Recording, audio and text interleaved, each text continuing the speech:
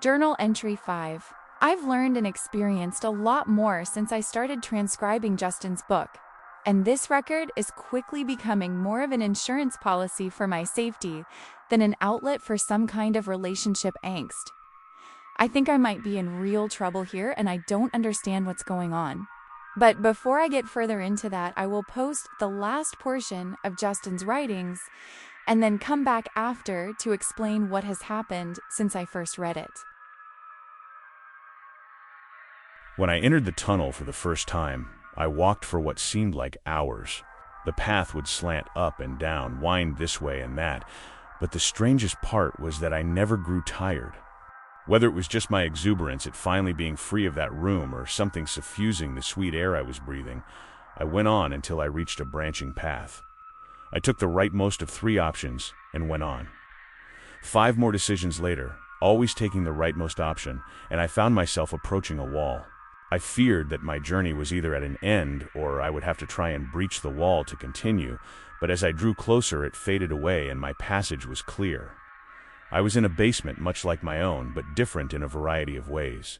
There was no wall and door partitioning part of this basement into a cell, and the space was entirely bare of any possessions or furniture. After glancing around the basement for a moment, I crept slowly up the steps and eased open the door to the kitchen. The room was bereft of any signs of life or habitation, and the only noise was some distant sound from outside. Exploring the rest of the house, I found much the same. There were no signs of anyone living there. When I looked out the window upstairs, I began to understand why. This version of the house was sitting on the bedrock of a small island surrounded by blue sea as far as the eye could see. That wasn't entirely true, I suppose, as I could see a larger landmass near the edge of the horizon to the west, but that did nothing to change the fact that this house was wholly isolated and remote. In the span of 30 minutes, I had walked the length and breadth of the island twice, and it confirmed my suspicions that I was alone in this corner of whatever strange world this might be. Well, almost alone. 200 yards from the house, the ghost tree stood proudly, its leaves blowing gently in the breeze coming off the water. It couldn't be the same tree, of course, yet at the same time I felt sure it was. The tree was somehow connecting this place and where I was from like an umbilical cord of some kind. My mind was torn between taking in all the strange and beautiful sights and marveling at the implications of this hidden, alternate world. In the end, the joy of being in fresh air and sunshine won out. I spent an hour walking the small stretch of sandy beach in front of the house and looking at the exterior of the house itself. It was strange. This house was like mine, but it wasn't the same.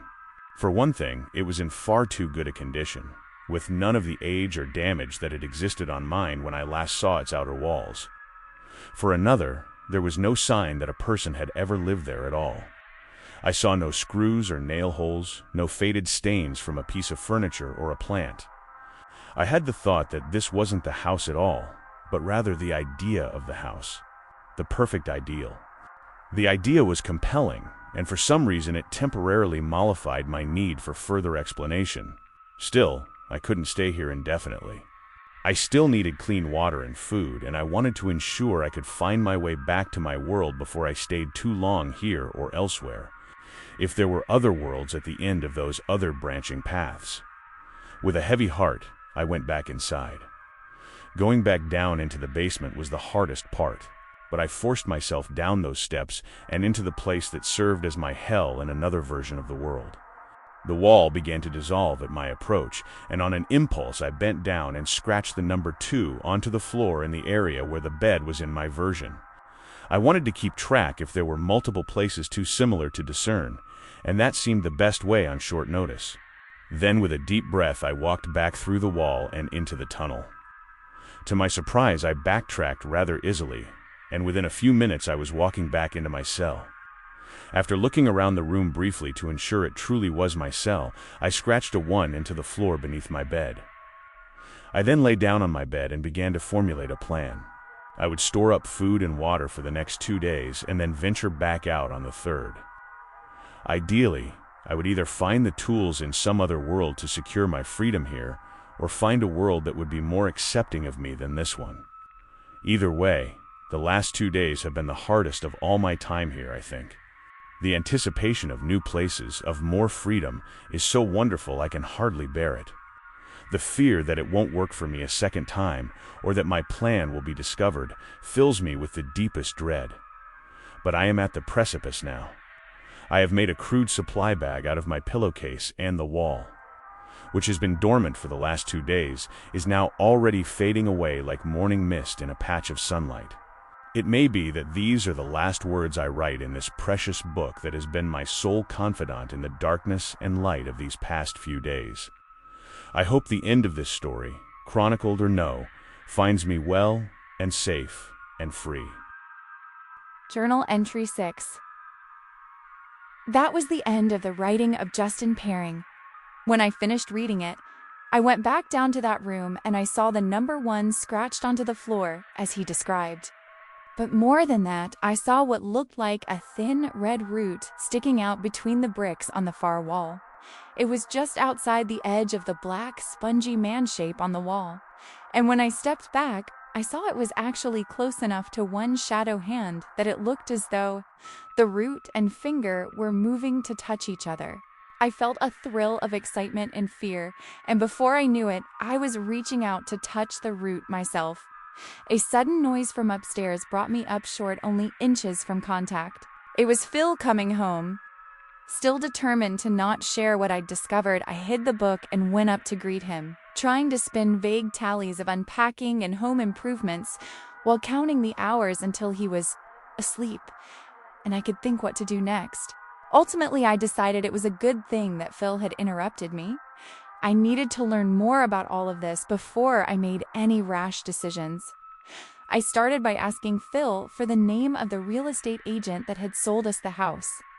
I had been present for the signing of some paperwork at the end, but I had never dealt with the agent. But Phil told me that there was no agent. He had bought the house from an estate administrator who had listed the house online. That was strange, because I felt sure he'd mentioned an agent before, but I couldn't say for sure. He asked why I was wondering, and I made up the excuse that I wanted to know if the old owners had the names of specific paint colors they'd used in the house. In typical Phil fashion, he accepted this without further argument and finished getting ready for bed. The next day, I went to the library, which, unlike every movie or TV show I've ever seen, was grossly unhelpful in finding out any details about the creepy old house I was living in or the prior owners. I was running out of ideas when I passed a sign that said Historical Society. It was apparently a quasi-museum to local history, though its small size and overwhelming devotion, old farm equipment, and pictures of the Main Street 50 years earlier didn't give the best impression of its depth or breadth. Fortunately, the woman that ran the place was very friendly and knowledgeable. She said that her great-grandmother had actually been a distant cousin of the Paring family. They were an odd bunch, to be sure, kept to themselves, especially as the boys got older. Then people started noticing that Justin was nowhere to be found. Never came to town or went to church anymore. But it was a different time back then. People tended to their own business more, and they weren't going to ask questions if they didn't have to. Rumors were that Justin had run off or died, and the parents just couldn't take it. So nobody ever saw Justin again? I felt a mixture of sadness and relief welling up inside me. Sadness that Justin's terrible life had been real, and relief that he might have finally escaped it to a better place. She shook her head. No, but then the rest of the family didn't last long either. One night, someone came in on them and killed the parents and the brother. Or at least, that's what people figured. There was blood and they were all missing, though no bodies were ever found. I couldn't help but feel some grim satisfaction that they were punished for how they'd treated Justin. Whatever he did to them, it wasn't enough. But the woman was frowning now. I could have sworn I had a picture of them. I know I did. I swear, this is going to drive me crazy until I find it. She looked up from talking to herself and patted my arm with a smile. I'm sorry, honey, but I tell you what, give me your number and I'll send you a copy of the picture if I find it. Half an hour later and I was back down in the basement. Enough with being safe. I wanted to see how much of it was real. I reached out and touched the root, feeling a surge of power flood my body as I did so. Falling back against the rotten mattress, my hand punched through the fabric and onto rusty springs. I jerked my hand away, fears of tetanus dancing in my head, but I saw no cut or scratch. Besides, I had other things to think about, like how the wall in front of me had just dissolved. Still feeling the rush of energy crackling across my skin, I stood up and began walking forward. The tunnel was just as he had described, and I could smell the sweet, glowing air wafting into that dank secret room as I felt my phone buzz once, then again. Stifling a wave of irritation, I took out my phone and opened it. There were 2 new text messages from a number I didn't have a name associated with.